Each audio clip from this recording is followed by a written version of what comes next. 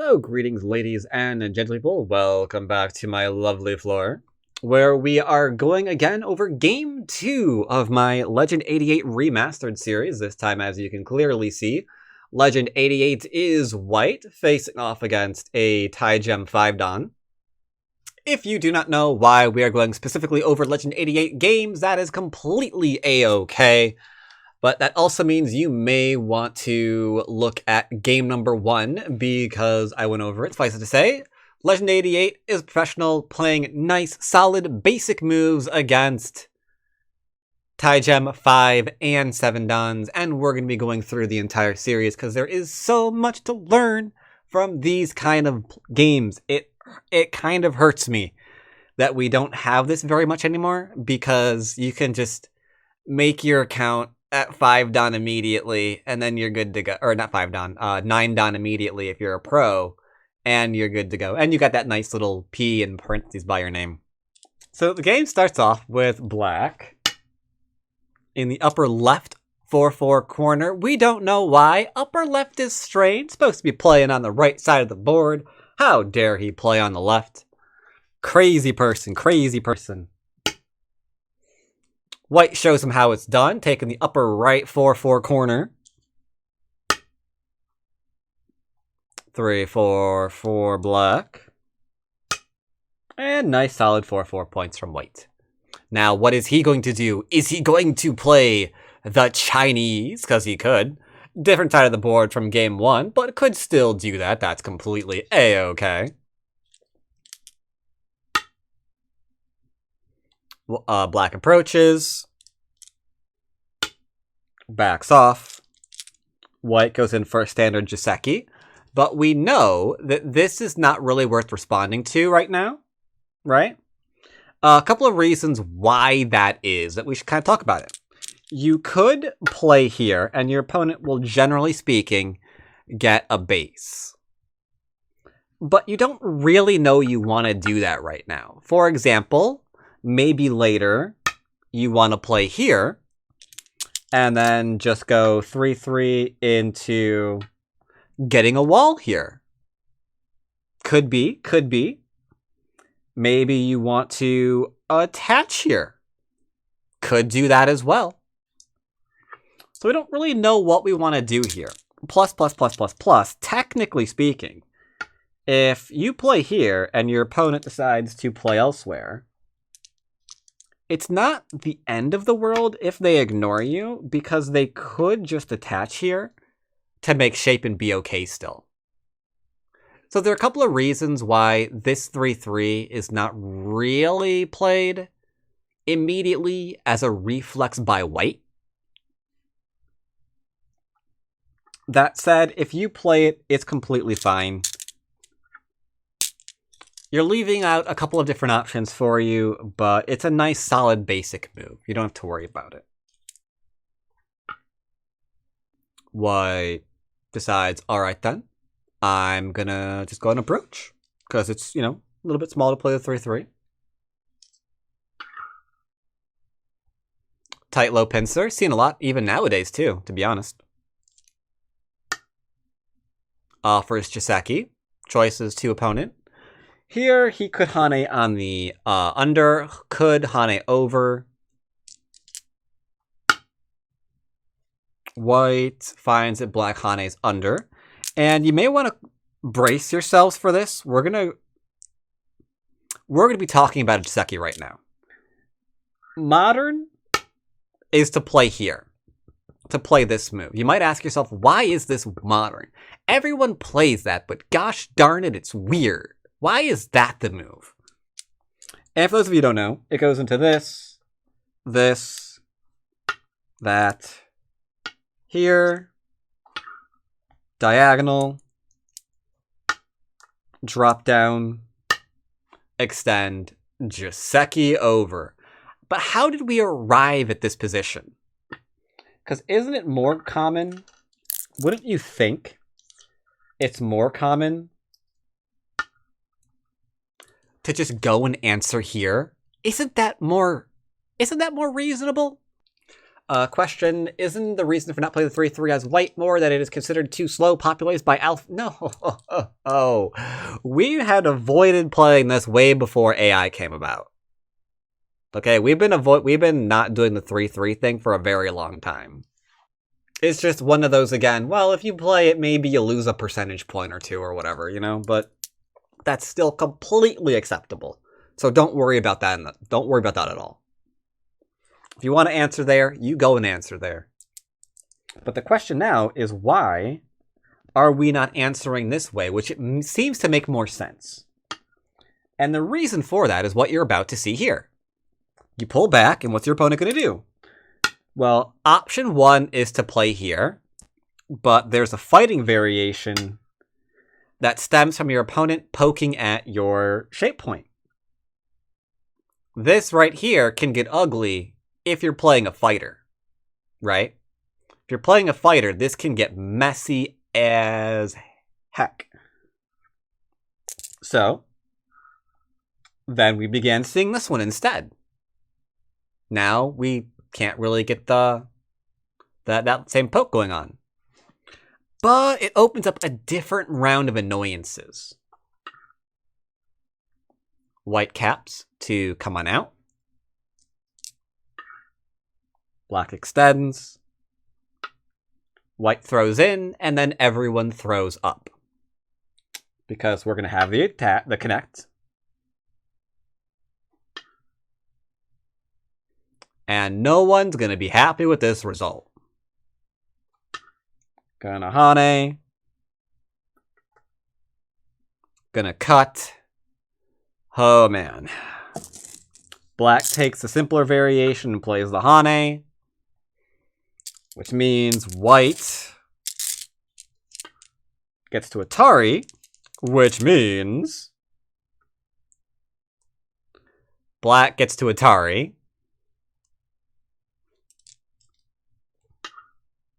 And then we take.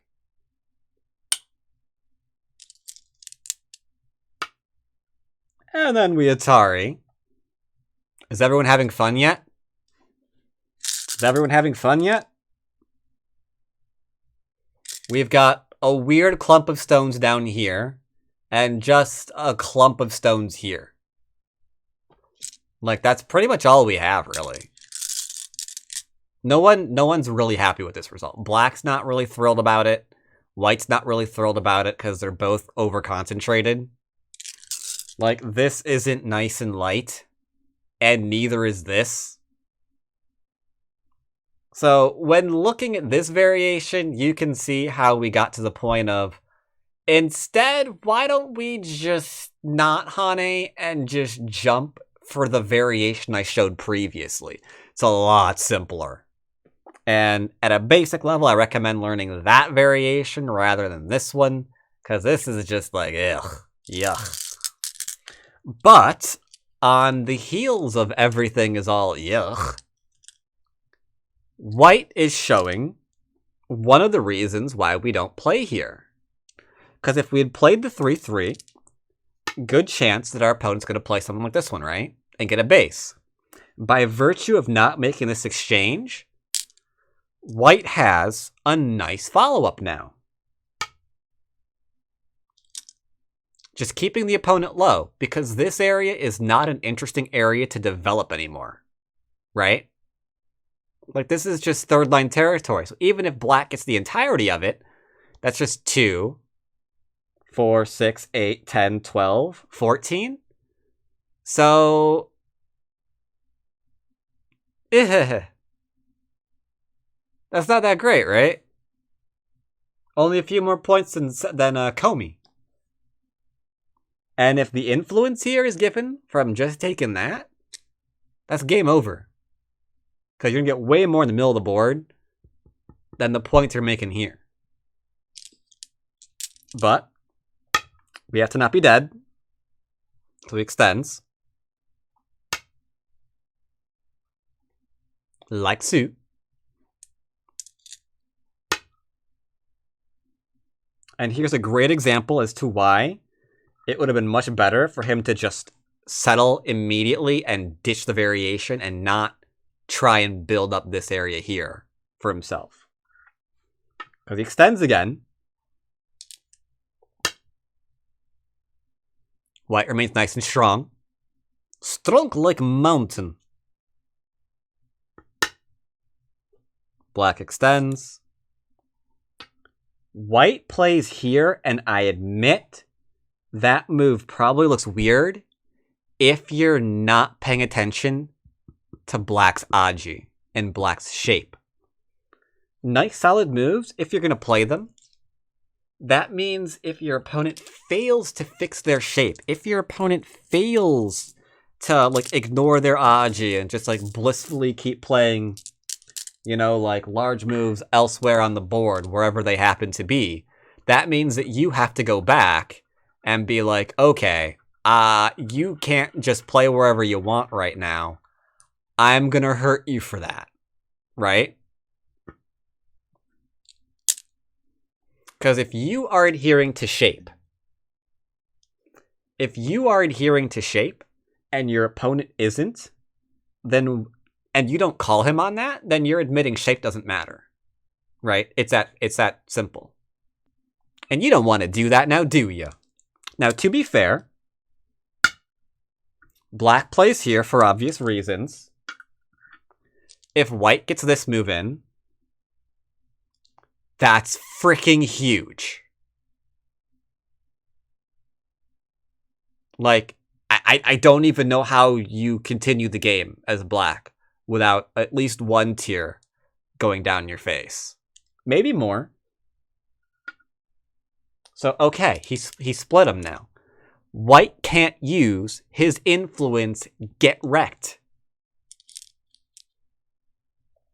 Forcing move for... Actually, yeah. Which direction? This is a good direction question. Where are we going to play now for White? Yeah, this is the game. This is game. And now it is White's turn. Where are we gonna play? As White. Obviously, it's in response to that stone right there. Essentially, how are we going to answer this stone? R6 or R7? Okay. Ooh, someone okay, I was hoping for that. This is why I halted here, because Radnor said the other side. We could play here. It does give us some points. It's not a terrible move, but the traditional way of dealing with this is to push your opponent towards your influence. And here we also have the added benefit, especially because the top of the board is open, that after the base, we could potentially still extend from our enclosure. So we get an enclosure and extension from this kind of thing. So that's pretty sexy too. So play here. And now that we have Sente, we know that this move up here is Gote, right? If we play up here, that's Gote. So we look for Sente first, before the Gote move. Like, what do you do here? Small mistake from the opponent. The opponent should be playing this one to prevent something disastrous happening. Unfortunately, he doesn't. But, you know, he's a 5-down. 5-downs make these kind of mistakes. He's not going to die. He might wish he did, but he's not going to die. This cut point is probably, in all fairness, game over. You can make a very good argument for resigning this game right now. Because you've got a small group over in here. You've got a small group over in here. You've got a small group over in here. And God help you if White gets this point, because then you're going to have a small group over in here. Then you'll have 1, 2, 3, 4 tiny groups that are just trying to live. And that's not really points. Now you might be saying, oh, but what you're not telling us is that White doesn't have points either. Well, the points will be coming from, like, making sure these things don't connect, and then just, like, playing them in the middle to use the influence. And that corner is kind of pretty cool, too. So this is actual.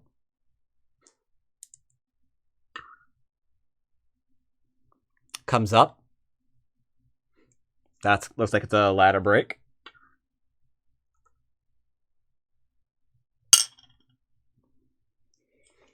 Why not push and cut L5 before P17? Because you don't know how it's going to respond, right? Before P17, if you try to push and cut afterwards, it's probably going to be this one, right? It's going to be a bit more obvious that you need to bend here if you try to do the push and cut first. So it plays there. Got takes. Wait, that doesn't make any sense. Hey, you. Cheater. There we go. And then retake. So I will admit, one upside is the clumpy group over here. It can be under attack loosely, you know? Responds. 100% alive. Excellent. But I already gave away what we're going to do with Sente. I already gave it away. Because this is influence that's now capping this group. Right? So we've got the living small, living small, living small, living small. And as we're living small, it frustrates some players when they attack things and all of these groups wind up living. But it really shouldn't. Because how many points did black make? 1, 3, 5. And then the capture. 7, 8, 9, 10, 11, 12. 13, 14, 15, 16. Maybe 17, 18, 19, 20 if you're lucky.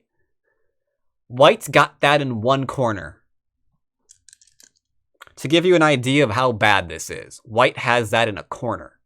Now you might be able to say, well then all black has to do is play here and the game is tied up, right? I mean, duh. But the game is not quite gonna work that way because this still can be attacked and you can obtain influence while attacking it. This can be attacked and you can obtain influence from attacking that. So now you've got like an entire area building up in the middle of the board. So even if these two wind up being loosely the same, all of the points you're going to make from attacking and surrounding all of these groups are still going to put you miles and miles ahead.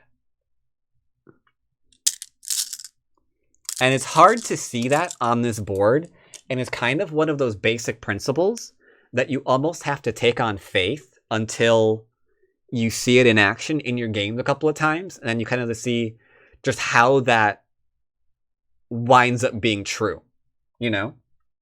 And in fact, my last basics game that I uploaded, one of the comments was, I would have lost this game because I never see how you're going to get so many points in the center of the board. And it's through little things like this. Little concept that you pick up from watching these kind of games. So black took territory. White doesn't even care about trying to prevent surrounds. He's just surrounding, because Go is called the surrounding game. We have attachments here. But white is going heavy into the middle.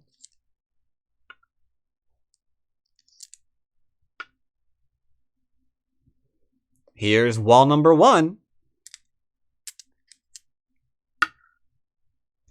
And black connects. That starts making people a little bit nervous too. Like, oh my god, all the points! And all I have is like this tenuous thing in the middle. But don't worry, it's gonna be alright. Isn't the bottom wall number 1? Yeah, I mean, you know, well, yeah. Yeah. Sure. Now, white is a pro. So he looks at small knight into small knight into small knight. And he's like, can I cut these small knights? Like, what is your answer to all these small knights?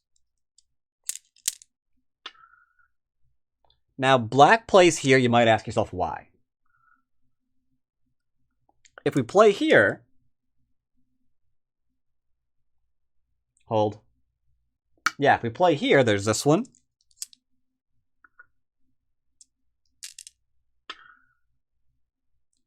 Into here. At that point, something died. You can't connect, right? If you connect here, this stone or the 2 are dead. You get to choose. So we can't do that. So cool for him. We know, because we've learned a long time now in this game, small knights can be cut. Absolutely. So this was El Profesional.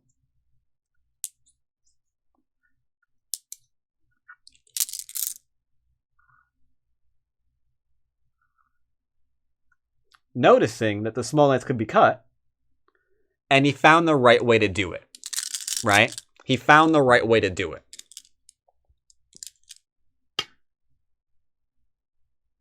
That means he gets to come out.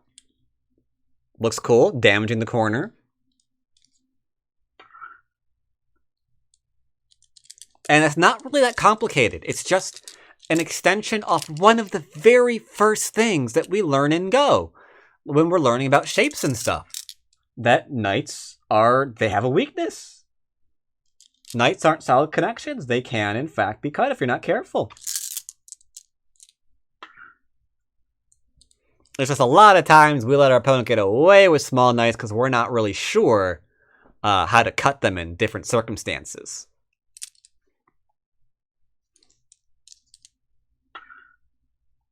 Plays the Hane, and then obviously Tiger Mouth. Tiger Mouth is pretty threatening. Dead stone, but that's completely a-okay, because what's white about to do right now?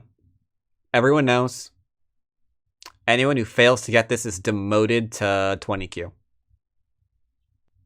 Anyone who fails to get white's next move is demoted. Who's gonna be brave? Who's gonna be brave? Hane where? I like how we only have one brave person in chat. Exactly, Hane had 2 stones. Precisely. Precisely. Congratulations, you guys are not 20Q. Got lovely extend.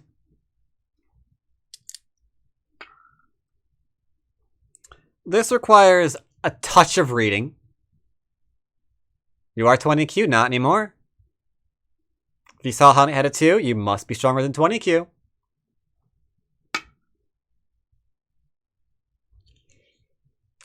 Now, the Hane here requires a little bit of reading. It's a very small amount. It's just Atari, connect, extend, things just died. Right? Atari, extend, this is just a classically bad shape to make for black. That allows this despite the 2 cutting stones, because you literally just Atari once, extend, and then they're dead. So black defends. And then white's just like, that's all I wanted. White's just like, I'm done. Yeah. I essentially just shape checked you. You defended your shape. Now the game continues. If you shape checked him and he failed his shape, then he dies. It's as simple as that. Right?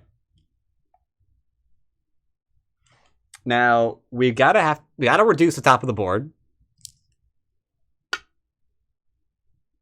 Black says, I'll attach here. Which is understandable. It's really, really common to defend the corner when you attach. Why no Tiger's Mouth? Ooh, good question. If you Tiger's Mouth, there's still a cut. And now you probably died. Right?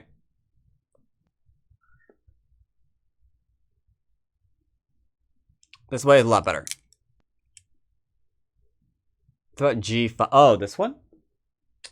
You could It offers a free move on the inside where you're trying to build, though, so that leaves Aji that you don't really want to leave, right?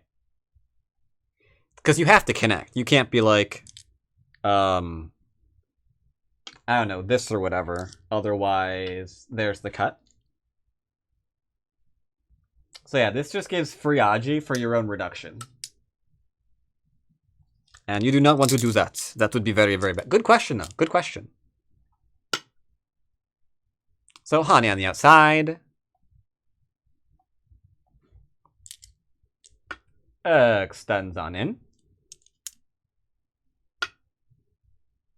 Drops on down. And now we turn. And extend. Black's just a living. Defending all the shapies.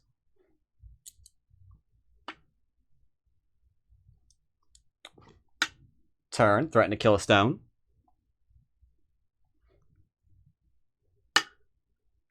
Very odd Joseki choice. I think he could have Tiger Mount this and would have been fine. Playing here means he's trying to get a cut to work, which is crazy aggressive. And in my opinion, a little bit too much, to be honest. Because white gets to take this for free.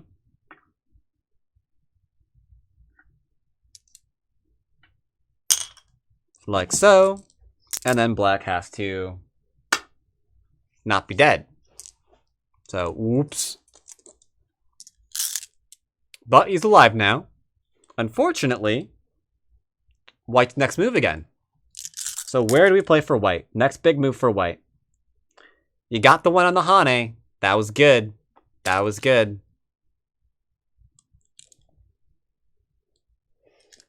You got the one, some of you, most of you, got the one for the large knight to push this way towards the influence. That was good. P8, what's P8? P8 is this line to here. Ooh, interesting. Okay, Radnor says P8. Shoulder at the star. Ooh, that's interesting too. Mr. Basics Man is gonna basic the basics out of you. Okay, so when identifying what we're gonna do next, we have to ask ourselves, what are we trying to do? Are we trying to kill this? No. Do we care about the cutting point? No, because we're alive. We literally have an eye here, and we've got another one whenever we feel like. So this is the only cut point that truly matters, and it's not the end of the world. So what we're really doing is identifying our desire to use this center. And once you've identified that, you're just going to cap. Because if you get this area, if you're just going to be walking around in this area, that's too much, especially on a board like this. Because check this out. 1, 2, 3, 4, 5, 6. There are 6 different groups here for black. And they're all making very, very tiny amounts of territory. Like the top is 2, 4, 6, 8, 10 something. 12, 14, 16, 18, 22, 4, 6, 8. I mean, we're not talking about a huge amount of points. So if white even got like this, it's just game.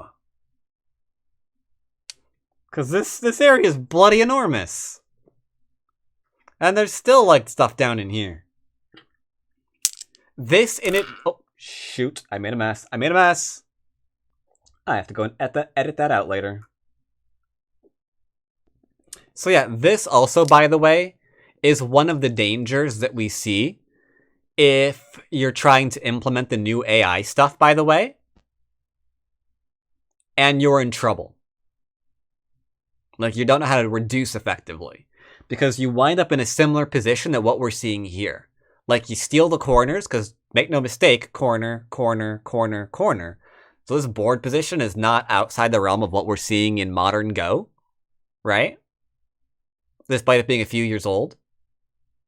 Like, black's got all the corners, but the middle is just massively falling to the opponent, and when you have low territory counts like this, you cannot let that happen. Period. End of story. Why is white not afraid of the tiger or the? Because if here, then here.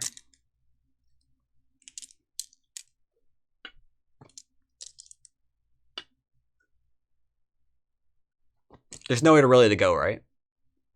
Nowhere to really go. So yeah, if elephant eye, then small knight it. You're good to go. You fall back a line, but the strength is just gonna more than pay for itself. So yeah, black identifies he can't let white get that because that's insanity.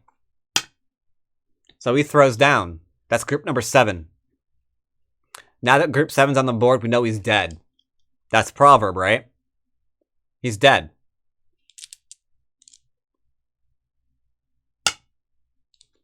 Defends cutting points.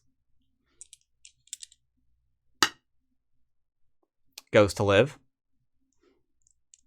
And now look at some of these very, very subtle plays by white.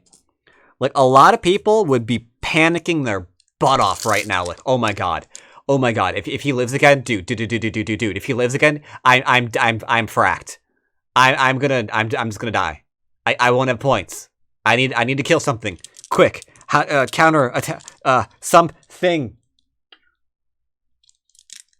Just connects up. Just connects up. Just chills. Absolutely chills.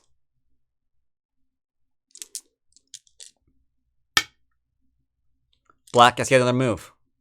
Now, to be fair, one of the reasons why he can be so chill is because imagine something like this into this. The middle is still large enough, man. And we don't even know if the top is alive.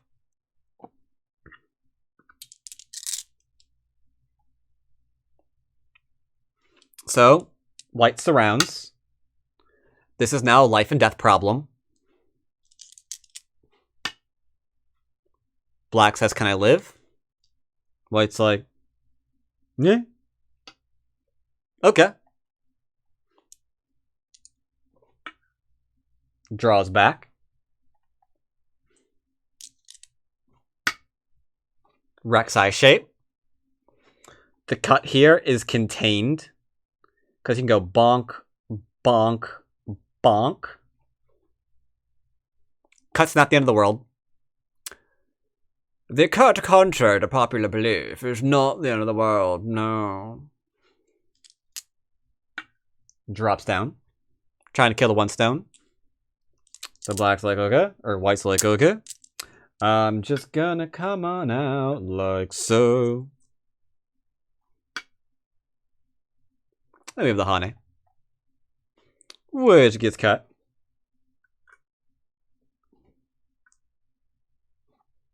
This, unfortunately, does not quite work because the Atari is in perfecto posizione. Atari under. At this point, we don't even care if he's alive or dead. If he's dead, that's fantastic. If he's alive, meh, no one's perfect. Black Atari. White even connects solidly. Because if he plays here to live, there's just the honey there. Goes for the cut. Where's the cut going?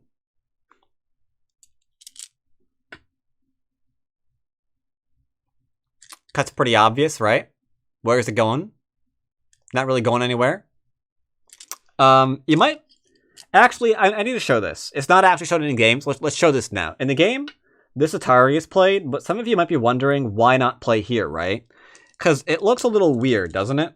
Because, like, you could play here, and then here, And then, like, if you connect, like, isn't there Aji there? Doesn't that look weird? Can't you just, like, do stuff, then go back and play this one? Well, it's not really that tough. Like, yeah, you could probably hold that way, too. But there's actually a better answer. We play here. You can do the extend. Ladder does not work, but you can still play here. Turn. Play here. Take. Atari, and then go back and connect. Right? And then you go back and connect after this. So that wouldn't make an I. So because that doesn't work,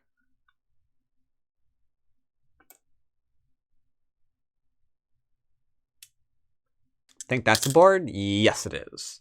So because that doesn't work, he tries the Atari. Black takes. And there's nowhere to go. He's just dead. It's a bit of a shame that he's dead. Because this is one of those games where it does not matter if black is dead or not. Like, black could play here. And then let's give him a free move. And could play here. And then white would get this one in. And then this has to live. And then you go ahead and get this one in. And that is still an insanely large middle. Right? This game did end because black is dead here. But black could have lived here because it's Gote. And we still get a free move on top of the board into a complete surround of this freaking area. What is this? 1, 2, 3, 4, 5, 6, 7? That's enough. That's definitely enough. Can add a couple of points here. Can add a couple of points in here. So this game is done for a ton. And the bottom right. Yeah. You've got a forcing move here. For that one, that's true. Could pick up a couple of points there too. Absolutely.